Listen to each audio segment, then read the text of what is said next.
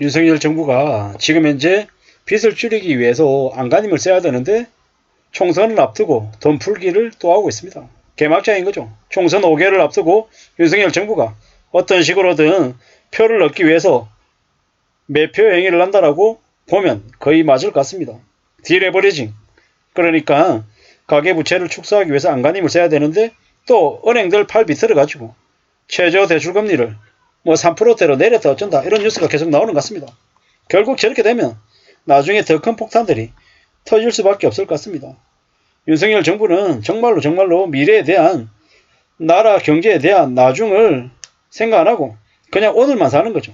그러다 보니까 어떻게 됩니까? 저렇게 엉망으로 나라 경제를 끌고 가는 것 같습니다. 얼마나 큰 충격, 얼마나 큰 무서운 일들이 벌어질지 우리는 거의 덜컥 나는 거죠. 지금 빚을 줄여야 되는 시기입니다. 어떤 식으로든 안간힘을 써서 빚을 줄이기 위해서 애써야 된다는 거죠. 근데 저렇게 나몰라라고 계속 버티고 또 버티고 또 지레버리면 어떻게 됩니까? 이제 끝나는 거죠. 답이 없다라는 겁니다. 참 무서운 일들이 이제 속수무책으로 퍼져나올 겁니다. 뒤지는 거죠. 끝장나는 거죠. 이제는 언제 어떻게 무슨 일이 벌어져도 하나도 놀랍지 않은 상황들이 이제 생긴다라고 봐야 됩니다. 무섭습니다. 겁납니다. 앞으로 얼마나 큰 충격들이 벌어질까? 답이 없는데요. 참 너무 심한 거죠. 저렇게 무리하게 욕심 부리다가는 인생이 끝장날 것 같은데 과연 어떻게 하려고 저러는 걸까? 라는 생각이 드는 거죠. 참 많은 생각들, 많은 고민들, 많은 걱정들이 듭니다. 무리하게 빚낸 사람들이 어떻게 살까요? 저 빚을 견딜 수 있을까요? 답이 없는 것 같은데요. 뭐 맞벌이 해가지고 1억 5천 번다고 되게 어깨 힘들어가면서 집을 세 채, 다채, 7채 샀던 이들이 다주택, 다중채무자들이 끝장난다라고 보면 거의 맞을 것 같습니다. 자기도 한 700 벌고 와이프도 한 700 벌고 뭐 둘이 합해가지고 그래 한 1400, 1500 번다. 되게 부자다라고 생각하고 대출 이자를 500을, 700을, 800을 부담하면서 지내왔던 거죠. 믿기 어려운 이제 엄청난 빚을 진 사람들이 생각보다 많습니다. 그런 이들이 과연 저 삶을 견뎌낼 수 있을까? 버틸 수 있을까? 참 많은 생각들이 듭니다. 대략 실수령액으로 한 700을 받는다. 그러면 연봉 한 1억 천, 한 1억 한 2천 전후 되겠죠. 둘이 합하면 맞벌이다라고 하면 둘이 합하면 세전 소득으로 한 2억에서 한 2억 5천 사이가 될 거예요. 2억 2천에서 2억 한 5천 정도. 근데 그렇게 살면 되게 여유롭죠. 되게 안락하죠. 근데 욕심을 부리면요. 욕심 부리면 어떻게 됩니까? 이제 엉망되는 거죠. 뒤집어지는 거죠. 참 무서운 일들이 닥치는 겁니다. 깜짝 놀라게 되는 거죠. 그냥 괜찮을 수 있을까? 그냥 나아질까? 아니라는 거죠. 더 힘들고 더 어렵고 더 빡빡할 거다라고 봐야 됩니다. 사는 게 얼마나 무서운데 빚내는 게 뭐 대단한 것처럼 별거 아닌 것처럼 얘기하는 놈들은 다 개양아치들인 거죠. 총선 5개월 앞두고 여야가 선심성 예산청에게 혈안이죠. 세계 최고의 부재 수준인데도 포퓰리즘에 난립니다. 야당도 국민의힘도 강력철도 예타 면제 추진하고 있고 미친 것들인 거죠. 지금요 가계부채가 어떻습니까?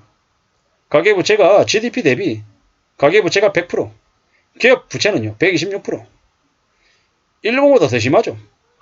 일본은 그래도 가계부채가 65%, 유로는 55%, 미국은 73%. 지금 현재 제일 심각한 수준이 한국이다 라는 겁니다. 지금 미국이 기준금리가 5.5%잖아요.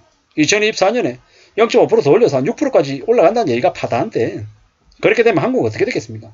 한국 죽는 거죠. 한국 경제 개폭망하는 거다라는 겁니다.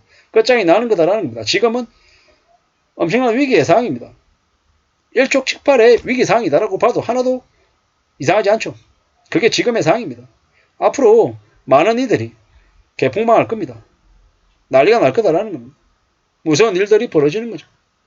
지금 현재 이런 상황인데 너무 안일하게 너무 쉽게 이야기하는 이들이 많은 것 같습니다. 도대체 어쩌려고 저러는 걸까요? 그냥 개막장의 시대가 열리는 것 같습니다. 개막장. 무서운 거죠. 상상 초월한 대충격들이 벌어진다라고 보면 거의 맞을 것 같습니다. 가계부채 100%, 기업부채 126%. 이게 현실이랍니다. 2023년 3분기 기준입니다. 겁나지 않습니까? 저렇게 무서운 지표를 보고 있는데 우리는 너무 안일하게 사는 것 같습니다. 너무 만만한 것 같습니다. 엄청난 일들이 벌어질 것 같습니다. 대충 일들이 벌어진다고 생각해야죠. 더 조심해야죠. 더 염려하고 더 나은 자세로 살아낼 국리를 해야 될 것 같습니다. 그래야 괜찮아질 것 같습니다. 참 걱정스럽고 불안하고 무섭습니다. 겁나는데 너무 쉽게 생각하는 것 같습니다. 앞으로 한국의 경제는요. 몇 달 뒤는 많은 가정들이 파탄하고 경제지옥이 펼쳐진다. 연끌어서 집 산 사람들이 가족들하고 자기 자신을 지킬 수 있을까? 못 지킨다라는 겁니다. 지킬 수 없다라는 겁니다. 자본주의 사회에서는 돈이 없으면 비참해지는 겁니다. 앞으로 고물가 고금리가 꽤 오래 지속될 겁니다. 금방 아니라는 거죠. 금방 안 넘어간다라는 거죠. 시간이 꽤 오래 걸릴 거다라고 생각하고 대비하고 대응하며 살아야 됩니다. 그래야지 살아남을 수 있다라고 감히 말씀드립니다. 살아남는다는 거, 생존을 얘기하는 건데 정말로 어렵습니다. 정말로 무섭습니다. 그냥 되는 거 없다라는 거죠. 함부로 내 것이 아닌데 욕심부리거나 이래서는 안 될 것 같습니다. 세상이 얼마나 무서운데, 얼마나 험악한데 만만하게 쉽게 우습게 생각하면 안 된다라는 겁니다. 조심 또 조심해야 될 것 같습니다. 우리가 뭔가를 얻기 위해서 정말 인내심을 가지고 오래오래 기다려야 됩니다. 금방 얻어지는 거 없다라는 겁니다. 내가 뭔가를 얻기 위해서 정말 피나는 노력을 해야 되고 정말 될까 안 될까 고민하고 또 고민하고 기다리고 또 기다리고 해야 나 이것을 가질 수 있을지 없을지 조금이나마 알 수 있지 않겠냐라는 겁니다. 금방 되는 거 없다라는 거. 금방 뭔가를 얻을 수 없다라는 걸 생각하며 지내야 되겠습니다. 누가 뭐라 그래도 우리가 살아가는 삶은 정말 어렵다는 거.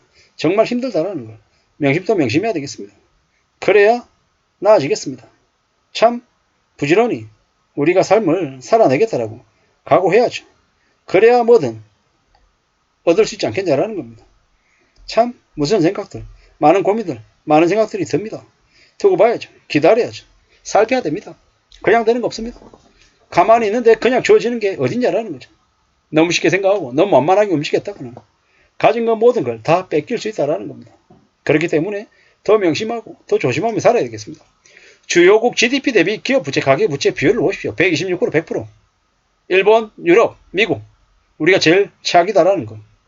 그런데도 지금 현재 한국 경제는 별일 아닌 것처럼 자꾸 얘기하고 있습니다. 63조 세수가 올해 펑크 났잖아요. 내년요. 내년 경제 성장률 1%대죠. 1% 중반 될까요? 심한 경우에 0%대로 주저앉을 수도 있다는 겁니다. 그게 현실인데 지금 너무 개막장으로 지금 벌리고 있는 것 같습니다. 정치인들이 경제를 너무 엉망으로 끌고 가고 있어서 나라 경제가 더 빨리 망할 것 같습니다. 이게 지금 현실이다 라는 걸 생각하고 더 염려하면서 지내야 될 것 같습니다. 이상입니다.